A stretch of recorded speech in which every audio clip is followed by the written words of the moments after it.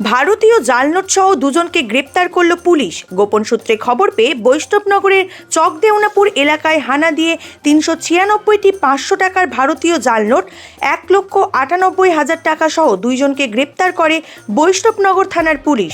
ধৃত দুই যুবকের নাম আব্দুল রহিম ও রহিম শেখ। চকদেওনাপুর এলাকাতেই তাদের বাড়ি। টাকাগুলো কোথা থেকে এসেছিল বা কোথায় নিয়ে যাওয়া হচ্ছিল তদন্ত করছে পুলিশ। ধৃতদের আজ মালদা জেলা আদালতে তুলেছে পুলিশ। ভারতীয় জালনোট সহ দুজনকে গ্রেপ্তার করল পুলিশ। গোপন সূত্রে খবর পেয়ে বৈষ্ণবনগরের চকদেওনাপুর এলাকায় হানা দিয়ে ৩৯৬টি ৫০০ টাকার ভারতীয় জালনোট ১,৯৮,০০০ টাকা সহ দুইজনকে গ্রেপ্তার করে বৈষ্ণবনগর থানার পুলিশ। ধৃত দুই যুবকের নাম আব্দুল রহিম ও রহিম শেখ। চকদেওনাপুর এলাকাতেই তাদের বাড়ি। টাকাগুলো কোথা থেকে এসেছিল বা কোথায় নিয়ে যাওয়া হচ্ছিল তদন্ত করছে পুলিশ। ধৃতদের আজ মালদা জেলা আদালতে তুলেছে পুলিশ।